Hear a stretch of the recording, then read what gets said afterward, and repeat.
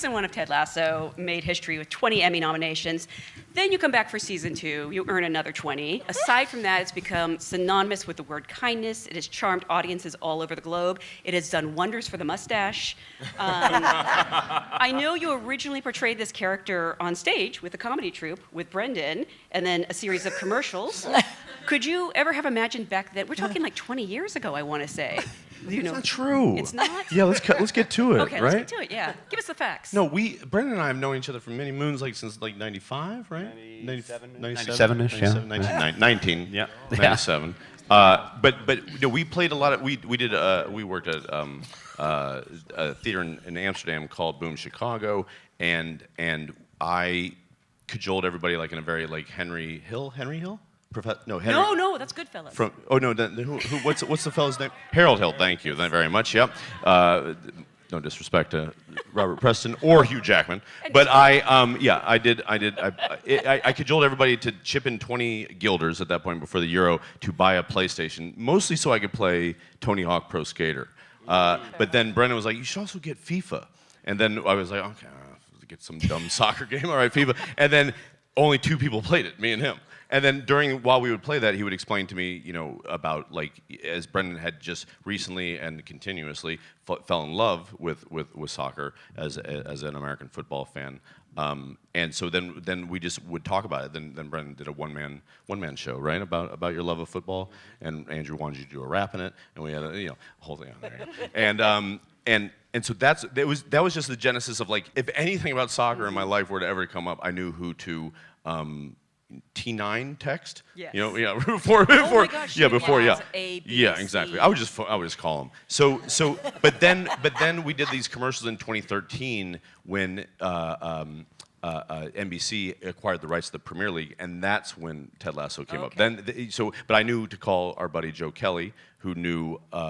We were like the Goldilocks, like the Bears, like in the sense that I knew nothing. Joe knew a little bit about both American football and European football, and then Brendan knew European football greatly. So then the 3 of us came together to do those commercials in 2013. But it was never a character. It was just it was never anything that I did. Like I put on a fake mustache, and then talk like we do in the show. But yeah, that's his way of saying you got the date wrong. But in your defense, Janelle, it's like it's one of those things that's sort of become the mythology of the show. That is, we have no idea how that happened because it's not true. We never did anything called Ted Lasso before Ted Lasso. You were never an American football soccer coach. No, it was just a silly name that we just came up with, in the pool in the house I was renting at the time. I was like, call him Ted Lasso. He'll have a mustache. Sure, got it. Ted Lasso, check. And we wanted him to dress like and look like. The reason he had a mustache was the Mike Ditka, the Chicago Bears coach, and like in the original commercials, I wore like little polyester shorts, and that's why the glasses. That was all Ditka, like in like this look. I don't know, because I've seen a sketch when Steve Buscemi hosted Saturday Night Live. But I'm not. But I swear. That's what they based it on. Ted Lasso, Coach Burt. Yes, but he's chewing gum, yes. and he's a little bit more of a yeller and a screamer. Yes. Which is what they wanted the initial commercials to be a little bit more of a, what do they call them? Hair dryers. Hair dryer treatment. Yeah, when a coach yells at you so much that your hair blows back, like that's the term. Wow. And I was like, but what if he was more like, what we ended up coming up with? Yeah. And so, Brendan, you were there for the genesis of this character. Could you ever have imagined? No, he wasn't. No, not even. Could you ever have imagined, that he would become an industry of his own? Yes. I'm being told to say yes. No, I thought it was going to be bigger than this. I thought we'd be winning awards on the space station. We'd have billboards on the moon. No, this is nuts. I mean, this would be at Madison Square Garden in the round. We took that first job doing that first commercial because the main selling point was like, it doesn't pay that much, but we get to go to London for 3 whole days. Yeah. Cut to, we were there for almost the entirety of 2022. So no, this is absolutely bonkers and to be enjoyed while we can. I would love to know if you have any theories onto why this show has such enduring appeal. You can say because of me. I think Jezebel. Well done, thank you. I think Ted, as a narrative American figure, is like the camera for an American audience going to Britain. So we can sort of see it through the prism of his character, but also, you get a bit of Brit culture in there as well, and you get the culture clash, and yeah, you guys like that, and we like. I don't. And it's not quite as popular as is here in the UK. But it will be, it will be. Do you know what, also? I think that people, I know I certainly was, a little bit tired of the whole endless comedy roasting situation. I think it had got a little bit over the top. And the fact that you can have something that is heartbreaking and achingly funny and kind, I think had become quite unusual. And it felt like that needed to be reset. And I think that people just liked hearing Brett Goldstein say the word fuck a lot. Yes, that too. Sorry, Just Mum. gently arousing. Yeah, sometimes you need marshmallows in your Lucky Charms. You know. Lucky Charms are defined by the presence of marshmallows, Jason. They're defined by the presence of marshmallows. Oh, that's not the way I eat that cereal. Really? I'm like, oh no, my teeth went soft. And then I'm like, no, those are the Lucky Charms. If it was defined by that, then there would be more marshmallows than. This is I'm why not gonna get filming into this took a shit whole again. year. Yeah. And by the way, season 3 started today. Today. So well worth the wait. It's so fantastic. Thank you so much. I think I speak for everyone who's a fan of the show when I'm like, thank you for not messing it up. Because when you do something so well for 2 years, you probably feel that pressure. Wait till episode 2. Yeah, episode 2 is a Nope, shit show. I've seen it and it's really good. Ah, dang it. I don't feel like they felt that pressure, perhaps, Really? as much as some of the rest of us did, because they knew what they'd already written was a thing of beauty. So We didn't know it was beautiful. I mean, it's beautiful. Don't put words in our mouth, Hannah. Yeesh. Yeah, it was fine. It's fine. Golly. You have so many, such a wide swath of fans, so many people. I see 2 Oscar winners in the audience tonight, for that matter. Yes, I do. So, you want to guess who? No, don't. No. Vivian Lee. It must be so cool to have so many people come up to you and want to talk to you about these characters. Who are some of your favorite encounters, either celebrities or fans you've just met who like? I've seen Ted Lasso tattoos. Yeah. I don't know what you do when they show that to you. You go, I go, That's that does not nice. look like me. Yeah. No, I know. What do you look, do? I'm on your entire calf. Has there been a Calf's a safe space, to be fair. I mean, I've seen worse. God. Yeah. Yeah. I mean, I know one that meant a lot to me, and even Brett Goldstein, rest in peace. Was we got a real nice letter from Frank Oz, like one of those like a typed up letter. Like, of course, Frank Oz is gonna do that. Like that was a doozy. I mean, you're talking. That's not just Frank Oz. That's Miss Piggy and Yoda. Yes. But then also Frank Oz. Yeah, that was really neat. That was something else. Did you guys know that? No. Yeah. No, I didn't. Can I see Pretty it? cool, right? What did he say? Just that he enjoyed the show, or? Well, that's private. No, that him and his wife had watched the show and they really enjoyed it. And yeah, just speaking towards the themes of the show and similar to what Hannah was sort of speaking about in regards to like people being nice to each other, and there's a way to be funny, and even like subversively funny at this point, like in that tone. Yeah, and that was sweet. Brendan, you actually love this world of, sorry, I almost said soccer, of football in the UK. So you've probably got to meet some real players who are fans. Yeah, the soccer world has really, opened its arm to us in a way that is just so ridiculous and shocking. Because like it kind of felt like, especially in England, they all could have been like, no, it's not it, is it? That's not how we But speak. just with an English accent. That's not how we speak. Perfect. Sounds perfect over here. When Brett was alive, when Brett was still alive, we would get to some matches, but no, like Thierry Henry and Gary Lineker being on the show is amazing. I'm an Arsenal fan. The coach of Arsenal, but also the coach of Liverpool, have come out publicly and said how much they like the show, which I really, really love when. Remembering when like Twitter trolls come out and like that show that the soccer is fake and it's dumb. Yeah, man, cool. Jurgen fucking Klopp likes the show. So yeah, He's the Liverpool coach. Yeah. Now I couldn't really afford to go to soccer games before. Now I can, but it's free now. That is the great irony of this business. It sure is. Yeah. Well, I want to talk about not only the journeys of these characters, but the actors who have portrayed them now for 3 seasons. I want to start with Christo and Cola. You both had backgrounds in football before choosing to pursue acting careers. When a project like this comes your way and you're playing footballers, does it feel like destiny?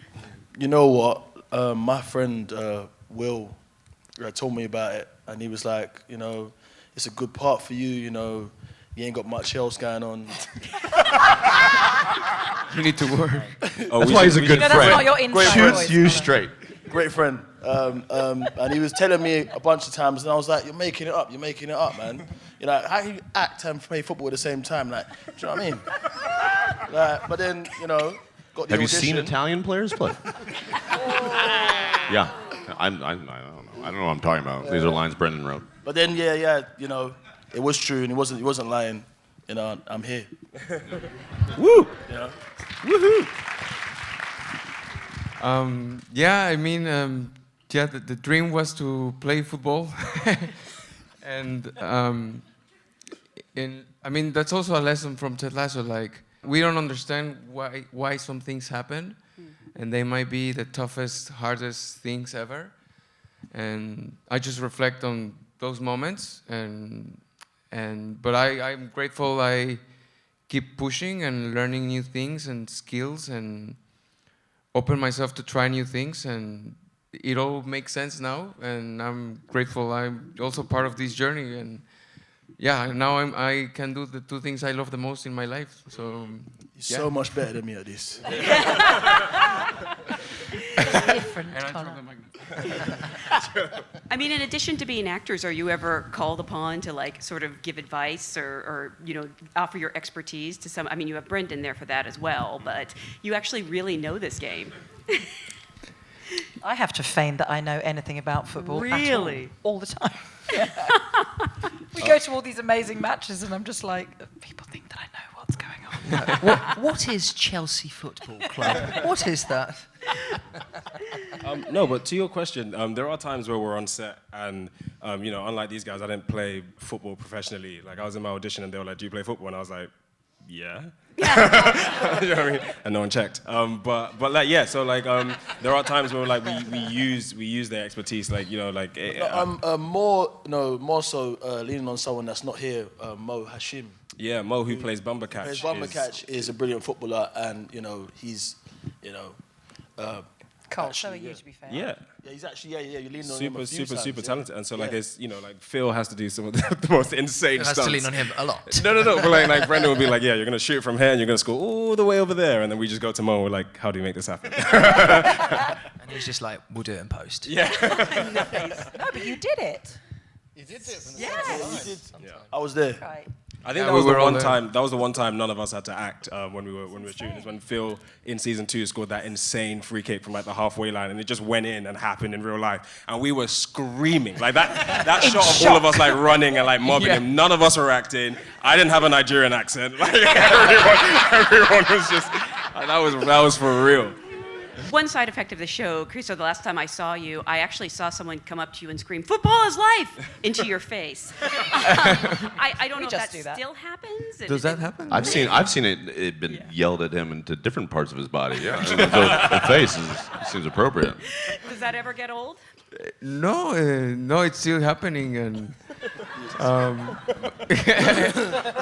but generally it's always kind people like everyone here that is really passionate about the show. And I mean, I was talking with Hannah the other day that how can I react badly towards someone that expresses you so much passion and love for something, and then they tell you how much the show has meant to them, and yeah, keep screaming. Football is life and many things, you know. That was you were saying the other day that came up, and you said that in your audition, didn't you? Yeah. Yeah. You're responsible for that line. Yeah, and That today. yeah. It wasn't the other day, it was today. Oh, Yeah, we were talking about that's true. It's been a long day. So many things. It's been a long day. No, it's all right. It's just a calendar. That's a calendar. That was today. You're on a different body clock. You're fine. Yeah. This morning. It was this morning. Yeah, it was. Well, I mean, in the audition, I had to speak about my experience in football and of course, in the auditions you go like, hey, my name is Christopher Fernandez, profiles. And then, so to me, football is life because blah, blah, blah, blah, blah, blah. And yeah, turns out it ended up in the show and I had no idea. Royalties. But I do think it's Talk to the people that originated chorus line. It follows under those lines. Yeah. But it's I Deep feel cut. like as someone who's like seen the progression of it throughout, I do think it's a really good example of how the writers have been so open-minded of like writing to us and always going. I was speaking to Jason the other day of like we'll massage it to whatever you feel like it should be, and I think that's it's such a gift for us to be able to like make it feel like our own, I think. Yeah, I mean, that, like when you were asking the question about Cole and Crystal's relationship with soccer, like the same thing occurred with we had always had a karaoke scene where Ted like loses it, and like whether it was gonna be Ted singing Friends in Low Places, whatever. It was always episode 7. It was always that, and then Higgins playing the stand-up bass. I mean, Jeremy and I, like I forget after what episode that you and I were chatting about it, because in your audition you had your goatee. Like, and then you shaved the goatee, and I didn't get And you like. missed it. What's that? What happened? Yeah, and I did miss it, but then it was like okay, well I know where Higgins is going, so I was like, well he's gonna get his goatee back and he's gonna get his jazz back. He's gonna get his jazz back. So like the part of him that it was missing under the guidance or leadership or influence of Rupert, the thing that he loved about himself was missing, and so in the absence of doing that job. Then he would go to his passion. And he'd grow back his goatee, and he'd play the bass. And so that's why, when Rebecca comes to see him, he's playing the bass and like all that. But that's from a brief conversation. I mean, that happens with all of us, and that's like a byproduct of something that I feel that I learned and saw as a fan at Second City when someone like Jeff Richman, who did all the music for 30 Rock, amazing, him and Tina Fey, husband and wife. When he would direct shows at Second City, I'd always heard during the process. He would ask people like, what are your tricks? What can you do? And then he would use those tricks in the show, which made it, as a guy that was understudying those shows, very, very difficult because I didn't have the same tricks. So I go in for a fellow like Martin Garcia, who is this really great dancer, and he's doing the Beat It like choreography. I'm like, he gave it a fucking 11. I'm gonna give you a 6, but it's a comedy show. It's like I can spin a basketball. It's like that doesn't work for the sketch, buddy. I was like, all right, I'm gonna learn this Beat It choreography the best I can. And so we tried to do that with each person. You just sort of listen. You just keep, as Del Close would say, like, you keep big ears and you just listen for the changes and listen to the thing. Don't hold on to any of it too tightly, and then just follow the feel. Ride the horse in the direction it's facing. And how Higgins got his jazz back would be a great name for a spin-off. Yeah. Here we go. Solid segue, Riley. Solid segue. No, I actually do want to ask because you've been a part of so many great ensembles, including Downton Abbey and Foyle's War, and then now, of course, Ted Lasso. What makes this ensemble and this job so special? Oh, blimey. It's multifaceted, I think. It's so well written. I think it's so well cast, and all the writers as we've just spoken about, have worked on people's strengths, and that it just makes it more harmonious. There's a lot of fun and looseness on the set that we can finesse things and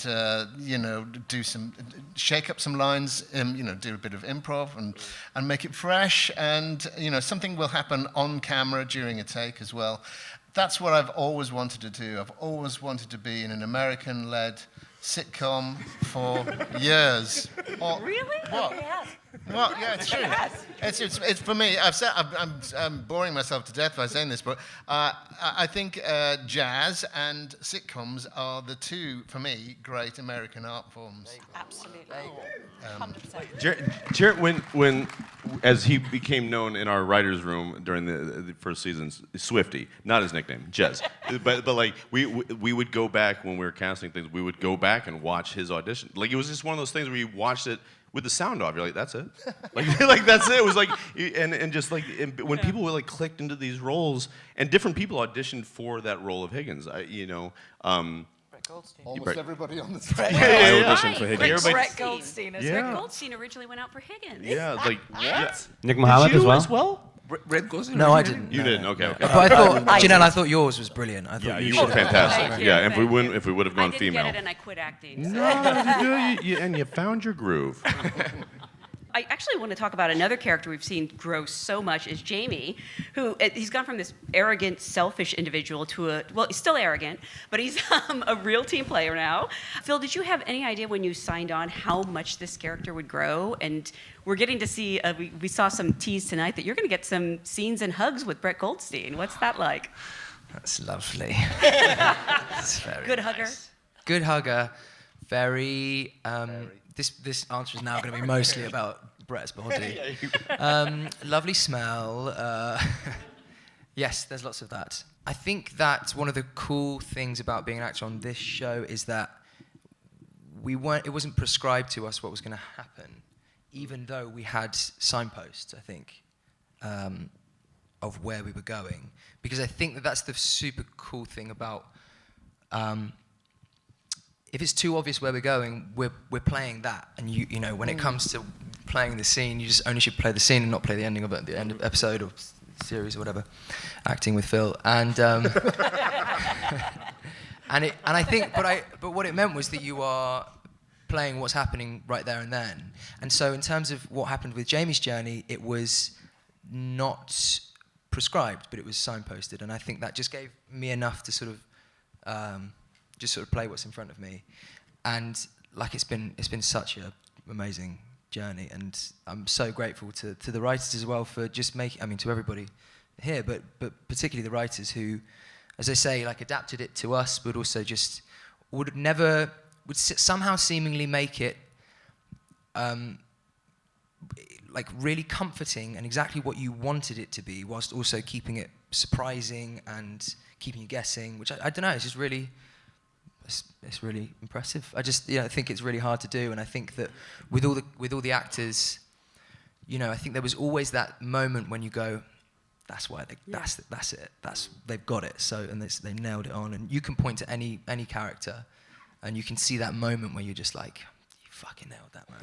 And there's to be that guy. There are for every character. There's one of those in season 3. Speaking of journeys, Jamie seems to have a new hairstyle every season. Do you consult with them, or do they tell you what that hair is going to be, or you just show up? It's a midlife crisis every season. Yeah, I just show up on the first day. I'm like, you're going to get this. No, Nikki Austin, who is the makeup designer on it, was so brilliant at collaborating with all of us in terms of what our looks were. But for Jamie, it was quite a specific thing. We were looking at different footballers. There's a guy called Jack Grealish, right? He's an England and Man City footballer. There's a date on a text, on a WhatsApp, other messaging platforms are available, where we said that we were going to go blonde because they had just done the NSYNC dance in the end of season 2. I think there was like a good oh, that's an interesting little boy band phase thing, and David Beckham in the 90s had that, blah, blah, blah. We came up with it whenever it was, like September the 10th or something, and then a week after that, Jack Grealish rocks up with like these beautiful blonde locks, and I'm like, well, good for you, Jack. Good for you. A thing that I feel like I learned through the process of getting to be a part of it was at Saturday Night Live. Every single department at that place, off camera, like behind the scenes, is like run and operated by like geniuses, like geniuses, but then also like workhorses, like people that like are industrious and enthusiastic about the endeavor that they're doing, making this weekly show where you just like you let people, the creatives, lean in. So you let the actor lean in, whether it's set, design or hair and makeup, lean in. Let them feel like they have an input to it, and then just trust them. And they like, people will bust their ass. The more that you allow space for them to lean in, the more ownership they feel over it. And the stuff that Nikki and Phil would come up with, like, yeah, it was just it was nothing I ever had. Like maybe she would send a text to us being like, "How's this?" And we'd be like, "Yeah, it was great." Like, I remember my friend Brian getting a text from Jay-Z about he gave notes about something, and Jay-Z was just like, "Yeah, it's great." And he goes, "Okay, but do you have any notes?" He goes, "What part of great don't you understand?" And it's like I feel like at some point you like it was just up. By the time fucking Apple came up with thumbs up emojis, it made my job a lot easier. It was just like Apple invented the thumbs up emoji? I don't know if they did, but I just say they did. Of the name up there. Yeah, maybe they did. Yeah, the thumbs up. They created this. Yeah, that's all them and the Fonz. You've given a lot of these actors who are somewhat new these great opportunities, and they just continue to rise to the occasion. And Tahib, your second season was so amazing. We got to learn so much about Sam. Can you give us a tease? What's in store for season 3? Nope. Okay. But this is one of your first TV jobs. What has this trajectory been like? Yeah, it's been insane. Do you know what? Genuinely, like I was thinking in my hotel room this morning. Like I sent my 2 agents a message, and I was like, I'm in New York for the first time. Season 3 is coming out. Like I've got another show that's coming out at the end of this month, and I was just like, I'm actually just living my fucking dream. Like it's insane, and I always say, like in interviews, my like journey with acting is paralleled Sam's journey, like coming to the UK and being a footballer, and in a weird way, like the relationship between Ted and Sam is the exact same relationship I have with these guys and me, because like we've all sat here and watched, like especially you guys, Jason, Brendan, and Hannah, and Jeremy, and Phil, and Christo, and Connor. Especially, yes. No, especially. but like I've been able to just like sit and watch you guys and grow and learn. And when I graduated from drama school, I never would have thought in a million years that I'd have been here. And so like this job has just given all of us the platform we needed, and to do our thing, but most importantly to like just stand on our own 2 feet as artists, and that's what Ted sets out to do with the FC Richmond players, and you guys have done that with us, and now, do you know what I mean? Here I am, and here we are, and it's honestly just like I was pinching myself in my hotel room today, and I was like, this is kind of dope. As I ordered free room service, I was like, this is kind of dope. Like, do you know what I mean? Very meta. Truffle all of it. Go for it. Truffle it. Truffle the hell out of it. Oh, yeah. Similarly, Hannah, you've spoken so beautifully about you've always been a working actor, but what this show has done, not just for your career but for your life, that it's been so wonderful to hear, and also the fact that you get to portray this wonderful female friendship that we so rarely see on screen with the great Juno Temple. I'm gonna guess it's not hard to pretend to be in love with Juno. I would have deeply struggled. I've said this so many times, and she and I have said it together on stage, that if we had been asked to be pitted against each other, as so many female characters are, we would have been like, wait, whoa, whoa, whoa. I mean, I just don't think, we certainly wouldn't have enjoyed it, that's for sure. And she has become, it's been very weird being without my girl for all of this. And I feel like you were saying, how the show and our lives have been changed in similar ways. Juno being brought into my life at this juncture and me into hers has been a little bit of the Ted and Rebecca thing of neither of them knowing that they needed the other one. It's been really, and we're in. She's stuck with me for life. That's for sure. Yeah. The fact that myself, Brendan, and Joe Kelly, who's not here, him and Brett got in that horrible ski accident. Yeah. Bless their souls. Yeah, God, Brett would have loved this. All of us, between Full drag. are all the only men in their siblings. Like we all have sisters. Yeah. We're all sisters.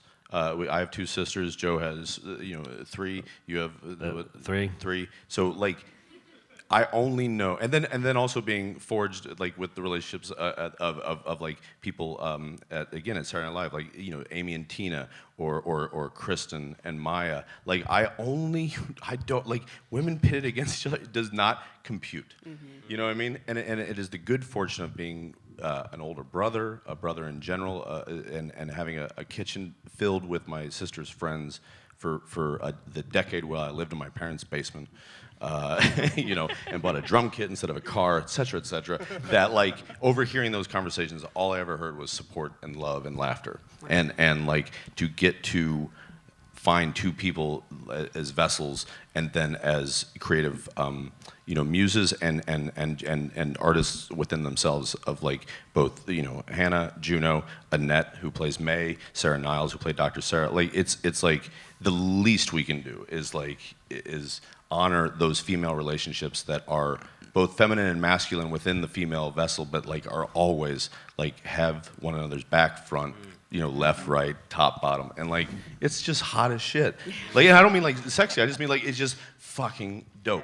Yeah. Like I'm so lucky that I got born into that kind of family, that kind of relationship, and observe, had that view of those type of female relationships. It's a little sad that it's so surprising to see that depicted in a show, but I love, and I We'll will exploit admit, it. We'll find it take really it. That sad. COVID, we'll use all this shit to our benefit. Yeah. It's true. Every single interview, it is highlighted how unusual it is. Yeah. It's absolutely crazy, and it's got to be changed. And I'm so glad that our show has done so much for that. Yeah, but Sex and the City, man, like that's one of the souls of this show, or Rosie O'Donnell and Meg Ryan and Sleeps in Seattle, like the stuff Nora Ephron and her sister created, like all those just made sense to me. You were a big Sex and Yeah. the City watcher? Hell yes. I love that. Who was your Hell fa- yes. I'm such a Miranda. Yeah, no, I mean SJP, man, like Carrie Bradshaw, what a mess. I love on that show that she wears for a show that became known for its fashion iconography that they re-wore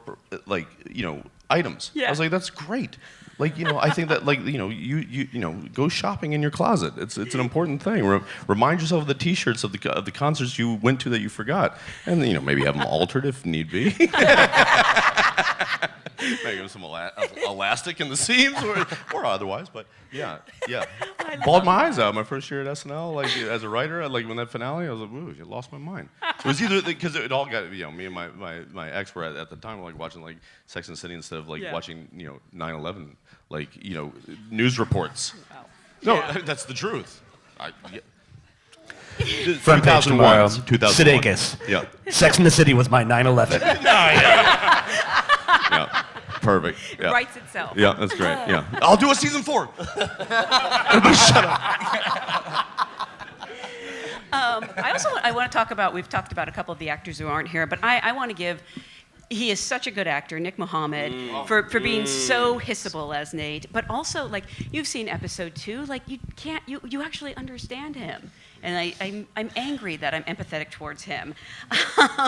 Have you been surprised at, the fan response to, how angry they got at I want to say, at Nate, but also at Nick? It goes to testament what a great actor he is. Oh, he's remarkable. And it shows that people care about the show Yeah. too. Was realizing today it's a bit of a Daenerys thing, where people put all their their feelings and assumptions into a character, and then they haven't waited for the whole story to be told. And I'm sorry, all these kids got named Nate. But you take that risk. It's the same as the tattoo, everybody. Oof, permanent choices mid-story are not a good call. I know. Boy, oh boy, is my Trump tattoo dated. I love The Apprentice. Oh, you were a huge Apprentice guy. God damn. What? You remember? No. I mean, look. I would put Nick as as his heel turn, Phil playing just a turd of a dude, that first and nobody bigger than Anthony, than Tony Head, playing Rupert, irredeemable. When people are willing to play the part authentically and not play the ending, not play likable, and just serve the piece is fantastic. I mean, the times that I've watched do that, and I've been asked to do it or chose to do it, accepting a role in that realm, I think it's really, really thrilling, and to see them dive in was fantastic. But yeah, it wasn't surprising to me that people hated him because they fell in love with Nate. Yeah. They were conditioned not to like Rebecca. They were conditioned not to like Jamie. But Nick, they went through, or Nate, I should say, they went through a whole journey with him where they fell in love with him. And they were so excited to get this promotion, and then to see it go the other way, it's just new fame. It's a hell of a drug. It's a hell of a drug. I'm hating how much I'm enjoying seeing Rupert this season and Hannah getting to see you share scenes with Anthony Head because he's so good at being terrible. He is. He is absolutely fabulous. I really missed him last season. Yeah. And that's a kind of weird thing to feel, that you miss the toxic energy. But it's because he's so brilliant at playing it, you know? I really felt kind of adrift. And having him back, I was like, there she is. As in, it brought out, you know, whatever in me that I needed to get to. I'm deeply in love with Anthony Head. I think he's just an absolutely brilliant actor. And this one. And Nick Mohammed. Just, honestly, they're quite something to watch. When you're in a scene with them, I do frequently just go, oh, I'm so sorry, I was meant to be talking. You know? Really, really just outstanding. I've heard you have to cast the nicest people to play the biggest villains, because otherwise, you know, it's too on the nose if you cast someone bad and nobody wants to be around that. So I think Nick Mohammed must be the nicest person in the world based on that. He is. He truly is. And Tony Head is true. incredibly gorgeous. Yeah. Delightful man. That's so And true. and so playful and so impish and like So smart. silly. So silly. Like I mean, just Is this Sex of the City? Is that?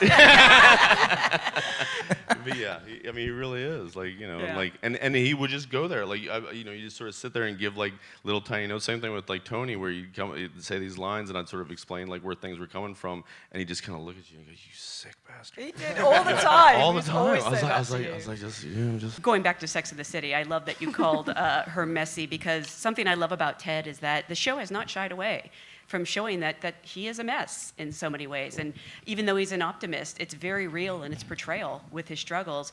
At the same time, what's the best part about getting to play Ted? Because I have to think his unrelenting optimism has to rub off in some ways. Or maybe not. Maybe it's No, the it complete does. opposite. It does. Okay. It does. I had an improv teacher in Chicago, a woman named Sharna Halpern, who I remember we were asked earlier, we did a show, and she would sometimes come back and give notes. And someone was asked to play, or was, you know, made the choice to play drunk.